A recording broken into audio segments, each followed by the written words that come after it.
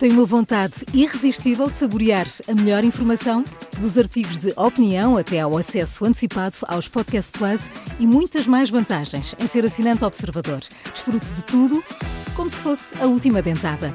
Não fique de água na boca e aproveite a nossa campanha limitada aos primeiros 500 assinantes. Assine agora em observador.pt por apenas 95 cêntimos por semana. É o preço de um pastel de nata.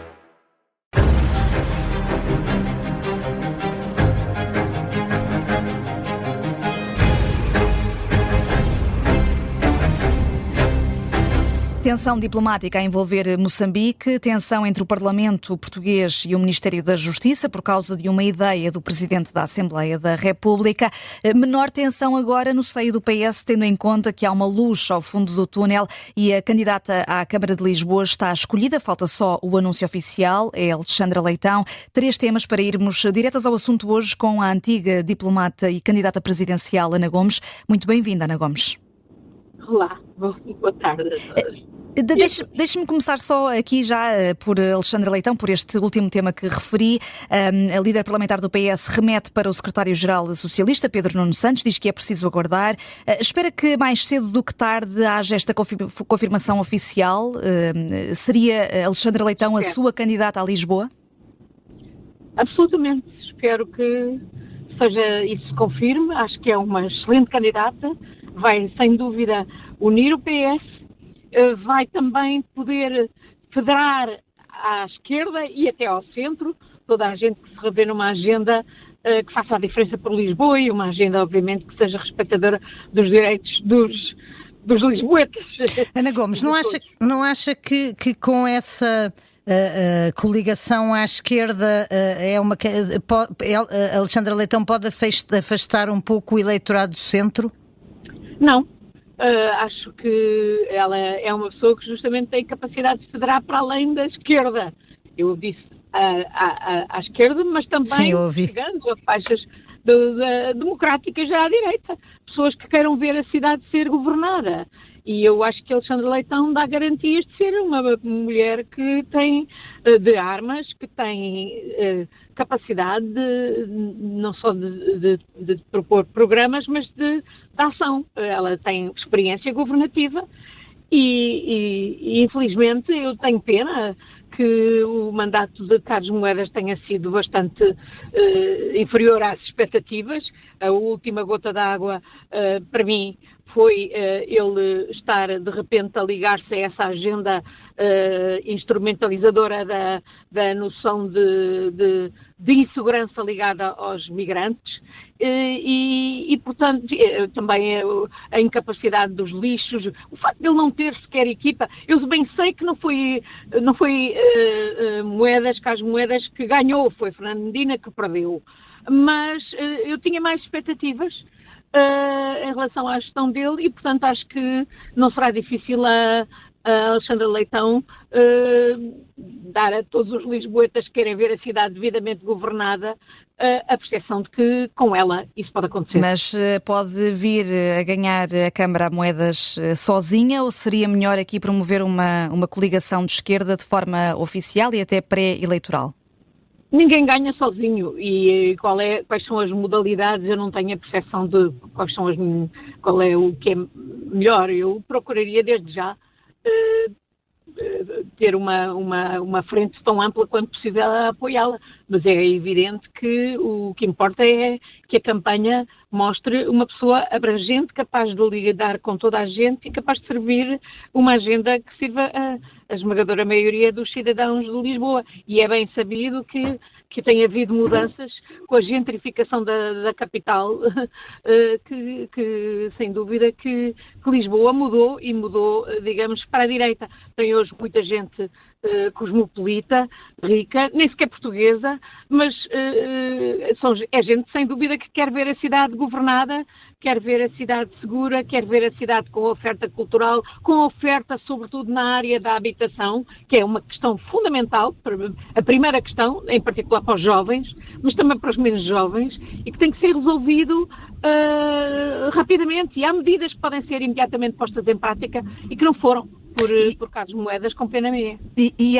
acha que esta candidatura chega a tempo, até, aliás, não está ainda anunciada formalmente, ou que o timing é já atrasado? E aqui faço também referência a um comentário que Basílio Horta fazia a propósito da Câmara de Sintra, dizendo que o facto de ainda não haver uma indicação do PS para candidata à sua sucessão era um fator negativo e que poderia levar à perda da Câmara Municipal de Sintra. Não, na minha opinião, chega perfeitamente a tempo para Lisboa e quando for anunciada também para Sintra. Naturalmente, este é o tempo certo exatamente para serem apresentadas as candidaturas para as autárquicas, que serão em setembro. E haverá tempo, sem dúvida. Não digo que seja uma coisa que se possa esperar por abril, mas daqui até lá há muito tempo. Por exemplo, o PSD também ainda não apresentou candidato ao Porto, por exemplo. E não é por isso que vamos dizer que não há tempo. É evidente que há tempo. E se Alexandra Leitão, então, com a confirmação oficial, for candidata a Lisboa, quem é que deve ficar depois entregue a liderança da bancada parlamentar do PS? Há várias pessoas, mas há um nome que a mim me parece óbvio, até pelo papel que tem tido, e não é só com este governo, com esta direção do PS, o de Pedro Delgado Alves. Mas haverá outros nomes, isso é uma questão que obviamente será concertada entre o secretário-geral do PS e os próprios elementos da bancada, é evidente. Ana Gomes, vamos agora mudar de tema porque tem dado muito que falar as declarações de Daniel Chapo depois de Venâncio Mondlane, peço desculpa, depois de saber que Paulo Rangel, Ministro dos Negócios Estrangeiros, vai representar Portugal amanhã na tomada de posse de Daniel Chapo. Paulo Rangel não tem feito nada para promover o diálogo. Como é que avalia a diplomacia portuguesa perante esta crise em Moçambique e a ida do Mené à tomada de posse em vez do Presidente da República? Eu ontem à noite na SIC voltei a expressar aquilo que é a minha opinião, é que ninguém do governo português deveria ir, e do Estado português deveria ir respaldar uma tomada de posse que é baseada num ato obviamente fraudulento, que é das chamadas eleições em Moçambique, onde em certos sítios houve mais votos do que votantes. De tal maneira foi grosseira a chapelada. De qualquer maneira, penso que isso não quer dizer que o Ministério dos Negócios Estrangeiros não se interesse e o próprio Ministro não vá a Moçambique. Eu gostaria que eu fosse noutro contexto, se calhar 2 ou 3 dias depois, mas no entanto decidiu-se que vai neste contexto e eu acho que é uma grande oportunidade para o Ministro dos Negócios Estrangeiros de Portugal de falar com todas as partes moçambicanas, chamar em particular Venâncio Mondlane, que é sem dúvida a chave essencial para pacificar Moçambique, para se arranjar uma solução provisória até que possa haver eleições genuínas. Mas acha que o Ministro tem condições para se encontrar com Mondlane depois das declarações que hoje ele fez, chamando-o mentiroso e até dizendo que estava disponível? Eu ouvi essas declarações e penso que elas não são úteis, mas, enfim, eu compreendo que o engenheiro Venâncio Mondlane, até por estar sob a pressão que está, tenha tido, digamos, uma saída bastante emocional. Mas ele próprio não excluiu, pelo contrário, a possibilidade de se encontrar com o Ministro. Eu acho que é muito importante o Ministro falar com ele, esclarecerem o que houver para esclarecer. É evidente que há coisas de contactos outros que o Ministro faz que ninguém sabe, a não ser o próprio Ministro. Penso que o diálogo entre os dois tem que se estabelecer. É muito importante que o Ministro Paulo Rangel fale com Venâncio Mondlane e mais, que a partir daí se inicie, que Portugal se empenhe verdadeiramente num processo de mediação que leva a uma solução transitória para Moçambique, uma solução que permita a paz, a calmia e, sobretudo, que aponte para um caminho que terá que passar por novas eleições genuínas, que não foi o caso destas. Dizia Ana Gomes que preferia que Paulo Rangel fosse a Moçambique num outro contexto, mas compreende até pela tradição histórica que Portugal se faça representar. Não, olha, a minha tradição histórica, eu não tenho complexos coloniais, porque eu fui sempre anticolonial e acho que Portugal já devia deixar de ter complexos coloniais. E também não aceito aquele argumento de que é a comunidade portuguesa. Eu acho que não se serve a comunidade portuguesa, seja em Moçambique, na Venezuela, onde quer que seja, se de facto descuram as questões básicas dos direitos humanos e da democracia. E é evidente que a posse de alguém que assume o poder na base de um ato que é uma fraude, que é tido como uma fraude aos olhos de todos os observadores internacionais e nacionais, é evidente que não pode ser válido. Portanto, daí que eu acho que o Estado português, seja pela mão de quem seja, não devia estar presente na cerimónia de posse. Até fica aqui de dedos cruzados à espera que os checkpoints e as manifestações pacíficas que o povo moçambicano está a organizar, eventualmente não deixem o ministro Paulo Rangel chegar a tempo da dita posse do pseudo-presidente Daniel Chapo. Acha que essa é uma possibilidade? Acho que é uma possibilidade e espero que ela se concretize. Mas, de qualquer maneira, não acho inútil que o ministro vá a Moçambique e que procure falar, como é normal, num país democrático, sem complexos coloniais, falar com todos os intervenientes no processo e procurar lançar e empenhar Portugal num processo de mediação que ajude a encontrar uma solução que acalme os ânimos em Moçambique, que permita às pessoas voltarem a trabalhar, tendo esperança que possa ser retomado um processo de escolha do Presidente que seja visto como legítimo e genuíno aos olhos do povo moçambicano e da comunidade internacional. Mas tendo em conta o histórico, enfim, a história é a história, independentemente dos complexos coloniais ou não que existam, acha que a história é o que nós fizermos. Mas acha que Moçambique aceitaria uma mediação portuguesa para tentar resolver este problema e evitar até que a situação se agrave?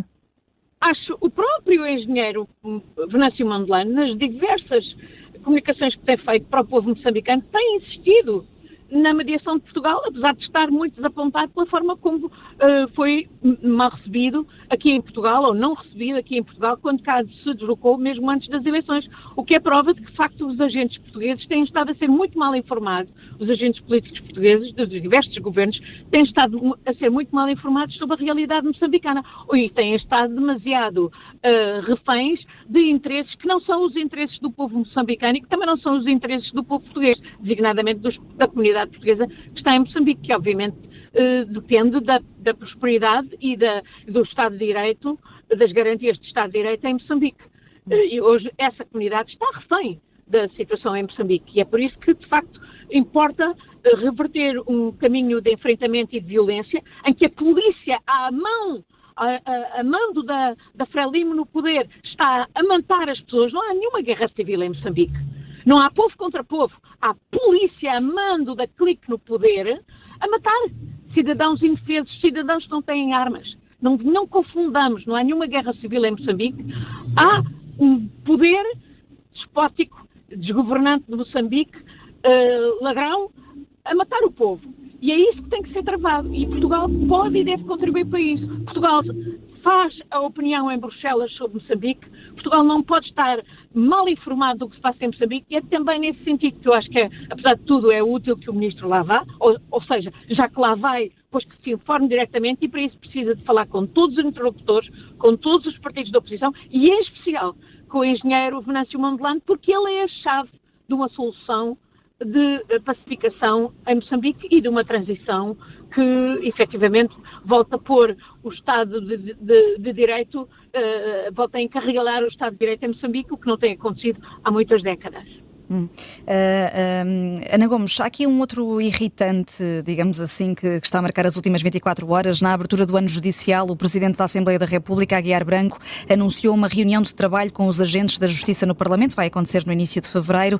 Rita Giudice foi surpreendida por esse anúncio. Fonte do Ministério da Justiça diz ao Observador que, se calhar, a ideia até é que a Ministra nem participe. Fica mal a Aguiar Branco não se coordenar com Rita Giudice? Fica muito mal, mas a mim não me surpreende.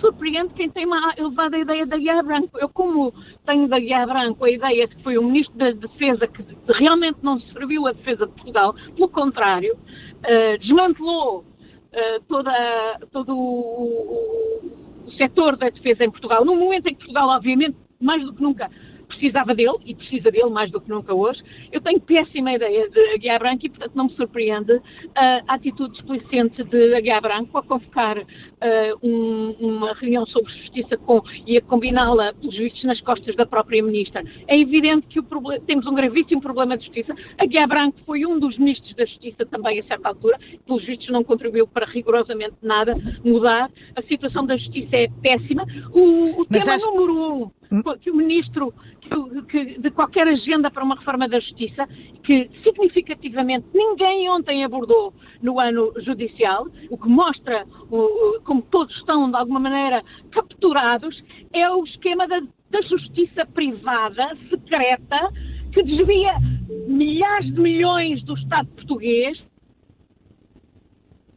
companhias, a partir do momento que se permitiu que essa justiça privada secreta, dita arbitral ad hoc, pudesse ser estendida aos contratos públicos. É o maior servidor de recursos públicos e em total opacidade, em esquemas absolutamente perversos e mais recrutando agentes da justiça, como nós vimos, com as revelações da chamada Operação Lex, que envolviam juízes do Tribunal da Apelação, que estavam, portanto, já jubilados a ganhar dinheiro com esses esquemas de justiça privada. Hoje sabemos, eu acabei de saber que, por exemplo, o Presidente do Tribunal da Comissão Arbitral, ou do esquema arbitral que vai, ad hoc, que vai, por exemplo, pronunciar-se sobre este absurdo pedido da ANA para ser compensada com 210 milhões à conta das perdas na pandemia. Tudo indica que é um esquema de troca com a aceitação da mudança do aeroporto de Montijo para Alcochete, e acabei de saber que é uma pessoa até que eu respeito, que é o antigo Presidente do Tribunal Constitucional, professor João Calpas, o que quer dizer que é um antigo Presidente de um Tribunal Estadual, ainda por cima do Tribunal Constitucional, que agora, na jubilação, vai ganhar muito dinheiro, sendo membro de uma comissão arbitral que vai julgar justiça privada. Só que uma das partes não é privada, é o Estado português, em total opacidade. Não sabemos quem são os árbitros, não sabemos nomeados pelo Estado, não sabemos quem são os advogados nomeados pelo Estado, não saberemos as sentenças, porque nenhuma dessas sentenças é privada. É uma farsa à justiça portuguesa. Se os operadores da justiça portuguesa, se os responsáveis políticos pela justiça em Portugal continuam a omitir esta que é a mais gravosa das debilidades, das fragilidades, das vulnerabilidades da justiça em Portugal. Ana Gomes, mas independentemente da forma como surgiu esta ideia e esta sugestão da Aguiar Branco, acha que seria positivo, de facto, reunir as principais instituições da justiça com os deputados e os grupos parlamentares para tentar encontrar soluções, inclusivamente nesse tema que estava agora a abordar? Sim, acho que Ou sim. seja, acha que estas reformas na justiça devem passar pelo Parlamento? Já o Presidente também tem que passar pelo Parlamento, não passam só pelo Parlamento, mas também têm que passar pelo Parlamento. Foi no Parlamento que foi aprovada a lei que permitiu, por exemplo, alargar aos contratos públicos este esquema da justiça arbitral privada. Portanto, é o Parlamento que tem que corrigir muita coisa. Este é só um aspecto. Há muitos outros, porque nós temos, de facto, hoje esta perversão de justiça, que é uma justiça para ricos e outra para pobres. E temos esta justiça privada que esmifra o Estado de recursos que são essenciais para o funcionamento do próprio Estado. Sim, o Parlamento tem que ser um interveniente, mas não é o único. E eu lamento, mas já o Presidente Marcelo Rebelo de Sousa também fez reuniões com todos os operadores em 2016 e houve muitos programas. E o problema é que não vimos nada. Não basta elencar os problemas e identificá-los, é depois preciso agir. E para isso é preciso vontade política dos vários intervenientes, obviamente do Governo, obviamente do Parlamento. e os próprios operadores da Justiça, dos tribunais e do Ministério Público. Se eles estão todos em negação e não fazem nada e todos empurram uns para os outros, vamos chegar daqui a 10 anos, seja a iniciativa do Presidente da República, seja do Presidente da Assembleia da República, não vamos a lado nenhum. E quando o Presidente da Assembleia da República, à partida, exclui a Ministra da Justiça, está tudo dito, não é para se fazer nada, é para inglês ver. Quem não está em negação e disse prontamente sim para ir direto ao assunto foi Ana Gomes. Muito obrigada por ter estado aqui na Rádio Observador. Obrigada.